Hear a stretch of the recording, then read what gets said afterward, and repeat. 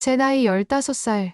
그때부터 제가 겪은 지옥 같은 일들을 알려드리겠습니다. 혹시 북한에서 이 사연을 볼 수도 있으니 이름은 모두 가명으로 대체하겠습니다. 그럼 사연 시작하겠습니다. 저는 15살 때 처음으로 그들을 만났습니다. 평양 제1중학교에서 공부하던 어느 봄날 2명의 정부 관리가 교실에 들어왔죠. 키가 크고 얼굴이 예쁜 여학생들을 찾는다고 했어요. 당시 저는 학급에서 가장 키가 큰 편이었고 춤과 노래에도 소질이 있었습니다. 아버지는 중앙당 간부였고 어머니는 주부였죠. 성분이 좋다고들 했어요. 리미의 학생, 앞으로 나오시오. 떨리는 마음으로 앞으로 나갔을 때 저는 제 인생이 완전히 바뀔 거라는 걸 몰랐습니다. 관리들은 제 얼굴을 이리저리 살펴보더니 치아 상태까지 꼼꼼히 확인했어요. 마치 가축을 검사하듯 했죠. 그날 저녁 집으로 찾아온 관리들은 부모님과 오랫동안 이야기를 나눴습니다. 어머니가 울음을 참는 것이 보였지만 아무도 거부할 수 없는 영광이라고들 했어요. 일주일 후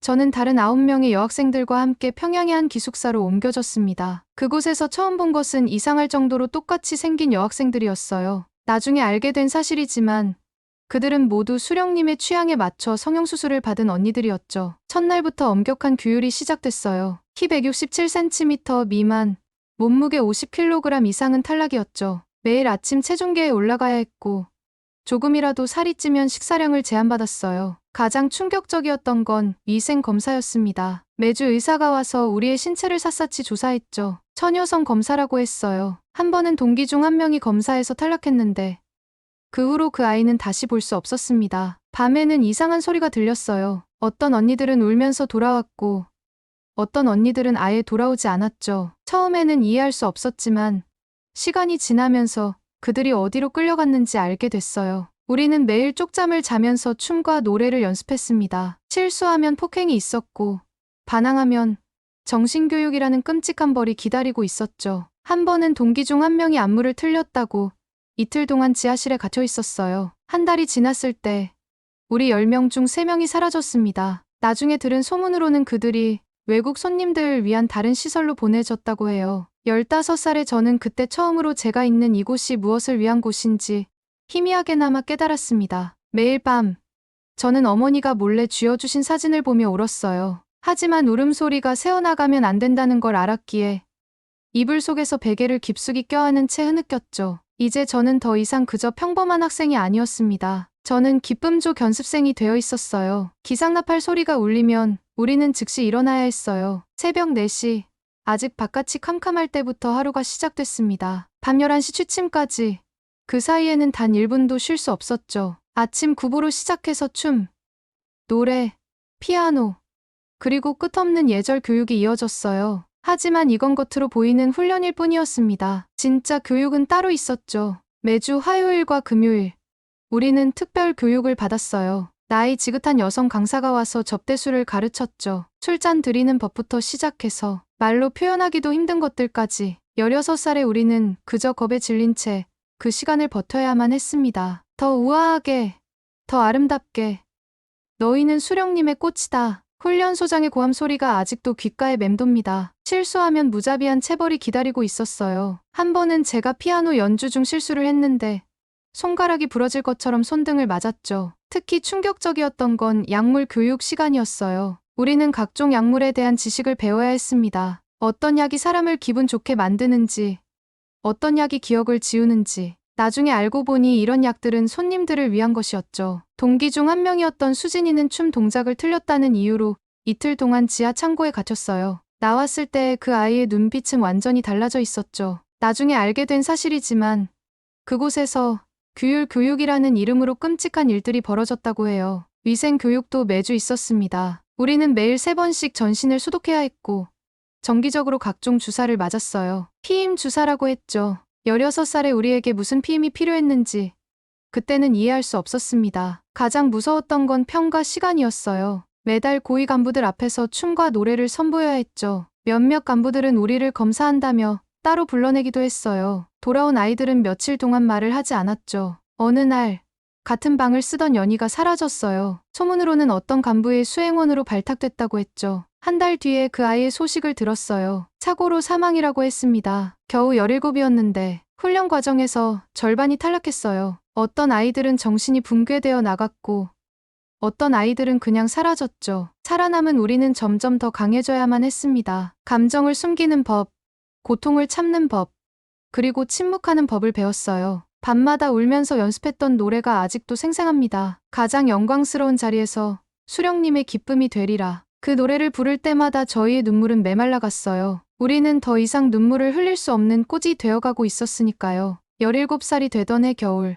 저는 처음으로 연회에 참석했습니다. 그날은 제가 평생 잊지 못할 날이 되었죠. 호화로운 방에서 고위 간부들이 술을 마시며 웃고 떠들었어요. 연회장에 들어서기 전 우리는 특별 관리를 받았습니다. 하얀 가운을 입은 의사가 우리 몸에 주사를 놓았죠. 긴장을 풀어주는 약이라고 했어요. 나중에 알고 보니 그건 우리의 저항을 막기 위한 약물이었습니다. 저녁 8시, 연회가 시작됐어요. 처음에는 그저 노래와 춤을 선보이는 공연이었죠. 하지만 시간이 흐르고 간부들의 취기가 오르면서 분위기가 달라지기 시작했습니다. 미희야, 이리 와서 노래 한 곡 불러주게. 떨리는 다리로 그 앞에 섰어요. 노래를 부르는 동안 그의 시선이 제 몸을 훑은 게 느껴졌죠. 옆에서는 선배 언니가 다른 간부의 술을 따르고 있었는데 그의 손이 언니의 허리를 감싸고 있었어요. 밤이 깊어갈수록 상황은 더욱 끔찍해졌습니다. 방들은 하나둘 문이 닫혔고 비명 같은 웃음소리가 새어나왔죠. 저는 구석에 숨어 있으려 했지만 미희는 처음이지.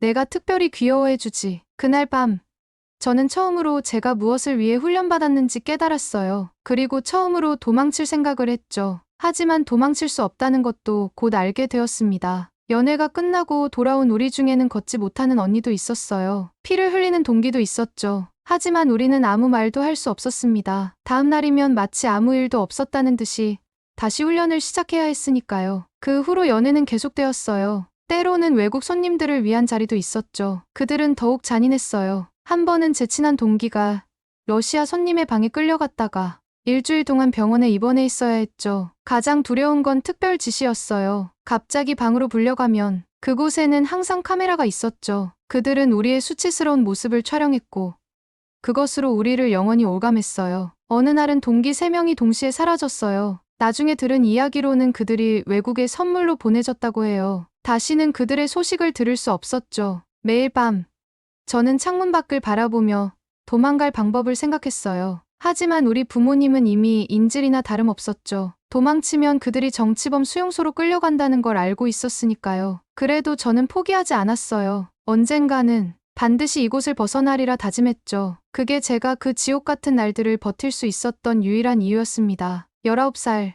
저는 더 이상 순수한 소녀가 아니었습니다. 거울 속 제 모습은 마치 다른 사람 같았어요. 공허한 눈빛, 창백한 피부, 매일 밤 이어지는 연회에서 벌어지는 일들을 견디는 것이 점점 힘들어졌죠. 절대 말하지 마. 보지 못한 척해. 선배 언니의 이 말은 저희의 생존 규칙이었어요. 특히 처리반이 움직일 때는 더욱 그랬죠. 처리반은 밤중에 조용히 와서 시체를 처리했어요. 대부분 자살이었죠. 아니면 사고사였고요. 한 번은 제 룸메이트 지연이가 임신한 걸 들키고 말았어요. 그날 밤 그들이 왔죠. 지연이는 소리도 지르지 못한 채 끌려나갔어요. 다음 날 우리가 들은 건 수술 중 사망이라는 한마디뿐이었죠. 매주 화요일은 검사의 날이었어요. 의사들이 와서 우리를 검사했죠. HIV, 매도, 온갖 성병 검사를 했어요. 양성 반응이 나온 아이들은 바로 사라졌죠. 어디로 끌려가는지는 아무도 몰랐어요. 가장 끔찍했던 건 특별 손님들을 위한 자리였습니다. 외국에서 온 사업가들이나 정치인들, 그들의 취향은 더욱 잔인했어요. 한 번은 제 동기가 중국 손님의 방에서 반죽음이 되어 나왔죠. 그 뒤로 그 아이는 말을 하지 못하게 되었어요. 저희를 관리하던 여자 관리인들도 사실은 피해자였다는 걸 나중에 알았어요. 그들도 한때는 저희처럼 기쁨조 소속이었대요. 나이가 들어 손님들의 관심을 받지 못하게 되자 저희를 관리하는 일을 맡게 된 거죠. 어느 날은 최고위층을 위한 특별 파티가 열렸어요. 그날 밤 저는 처음으로 마약을 강요받았죠. 거부할 수 없었어요. 그들은 우리가 자발적으로 참여했다는 증거를 만들고 싶어 했으니까요. 동료들은 하나둘 미쳐갔어요. 어떤 이는 약물에 중독되었고 어떤 이는 자해를 시작했죠. 밤마다 울음소리가 들렸지만 아무도 위로해줄 수 없었어요. 우리 모두가 같은 지옥에 갇혀 있었으니까요. 연우는 도망치려다 잡혔어요. 그들은 본보기가 필요했나 봐요. 우리 모두를 강당에 모아놓고 연우를 구타했죠. 이게 바로 배신자의 최후라고 말하면서요. 그 후로 일주일 동안 연우의 비명 소리가 지하에서 들려왔어요. 어떤 밤에는 수령님이 직접 오셨어요. 그날은 더욱 긴장됐죠. 실수하면 그건 곧 죽음을 의미했으니까요. 영광스러운 자리라고들 했지만 사실은 더욱 큰 폭력이 기다리고 있었어요. 이제 저는 알았어요. 여기서 나갈 수 있는 길은 두 가지뿐이라는 걸. 죽거나 도망치거나. 그리고 저는 살고 싶었습니다. 20살이 되던 해 저는 마침내 기회를 잡았습니다. 평양에서 열리는 큰 행사 준비로 경비가 소홀해진 틈을 노렸어요. 하지만 그 전에 끔찍한 일을 하나 더 겪어야 했죠. 도망치기 3일 전 저는 특별 손님들을 위한 마지막 연회에 참석했어요. 그날은 고위 간부의 아들 생일 파티였죠. 20도 안 된 젊은이들이 모여서 우리를 마치 장난감처럼 다뤘어요. 그중 한 명이 제 동기를 목 졸라 실신시켰는데 아무도 말리지 않았죠. 그날 밤 저는 결심했어요. 죽을 각오로 도망치기로. 연회에서 몰래 훔친 수면제를 경비원의 물병에 타서 도망칠 계획을 세웠죠. 평소 착실한 척 행동한 덕에 저는 어느 정도 자유롭게 움직일 수 있었어요. 기쁨조 관리자들의 신임도 얻은 상태였죠. 그래서 행사 준비 인력으로 뽑힐 수 있었어요. 도망치기 전날 저는 마지막으로 룸메이트 수아의 시체를 봤어요. 약물 과다 복용이라고 했죠. 하지만 수아의 목에 선명한 멍 자국이 있었어요. 그날 밤 수아는 저에게 탈출 계획을 말했었거든요. 누군가 들은 게 분명했어요. 드디어 그날이 왔습니다. 밤 11시 저는 몰래 건물을 빠져나왔어요. 평소 친하게 지내던 경비원의 물병에 수면제를 탔고 그가 잠들기를 기다렸죠. 창고에서 훔친 남자 옷으로 갈아입고 머리를 짧게 자른 채 밖으로 나왔어요. 첫 번째 검문소는 가까스로 통과했어요. 제가 만든 위조 통행증이 통한 거죠. 하지만 두 번째 검문소에서 덜컥 겁이 났어요. 경비병이 제 얼굴을 유심히 보더니 무전을 치기 시작하는 게 아니겠어요? 순간적으로 저는 경비병의 다리를 걷어찼어요. 훈련받은 대로. 하지만 이번에는 도망치기 위해서였죠. 총소리가 울렸어요. 제 왼팔에 총알이 스쳤지만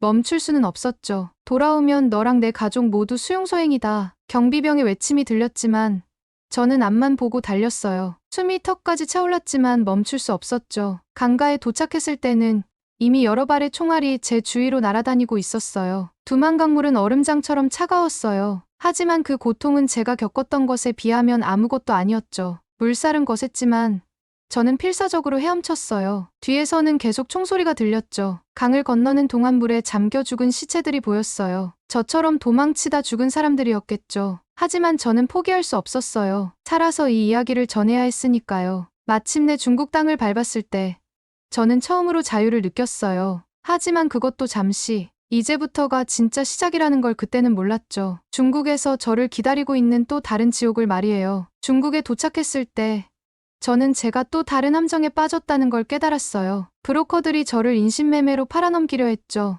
예쁘장한 북한 처녀가 왔다며 시골 총각들에게 흥정하는 소리가 들렸어요. 하룻밤 사이에 3번이나 도망쳤습니다. 한 번은 브로커의 집에서, 또 한 번은 인신매매범들에게서, 마지막으로는 절 신고하려던 중국 마을 이장에게서요. 그때 다리에 맞은 몽둥이 자국이 아직도 남아있어요. 공안에게 쫓기면서 베이징까지 갔어요. 때로는 트럭 짐칸에 숨어서, 때로는 밤새 걸어서, 한 번은 시골 마을 돼지우리에서 이틀을 숨어있기도 했죠. 먹을 것도 마실 것도 없었지만 그게 차라리 북한에서의 생활보다 나았어요. 가장 무서웠던 건 인신매매범들이었어요. 그들은 탈북녀들의 동선을 훤히 꿰고 있었죠. 한 번은 제가 숨어있던 교회에도 찾아왔어요. 내가 북한 여자지 하면서요. 그날 밤 저는 창문으로 뛰어내려 도망쳤어요. 3층이었지만 다행히 살았죠. 베이징의 한국 대사관까지 가는 길은 지옥 같았어요. 마지막 순간에 공안에게 잡혀 북송될 뻔했죠. 공안들이 절 둘러싸고 있을 때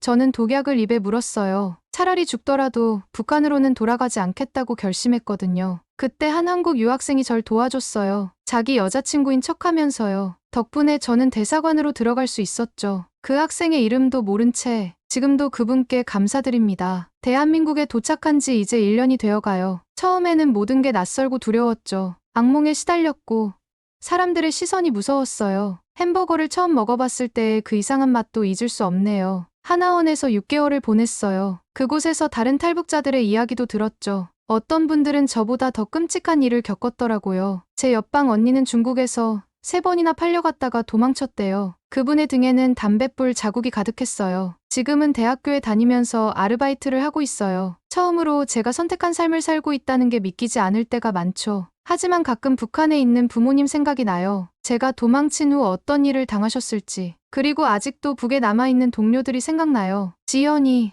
수아, 연우, 그들은 아직도 그 지옥 같은 곳에서 신음하고 있겠죠. 언젠가는 그들도 자유를 찾길 바라며 저는 오늘도 그들의 이야기를 전하고 있어요. 우리의 이야기가 잊히지 않기를. 그리고 더 이상 누군가가 그런 고통을 겪지 않기를. 이제 저는 압니다. 진정한 자유가 무엇인지를. 그리고 그 자유를 위해 치러야 했던 대가가 얼마나 컸는지도요. 하지만 후회하지 않아요. 적어도 이제는 제가 선택한 삶을 살 수 있으니까요.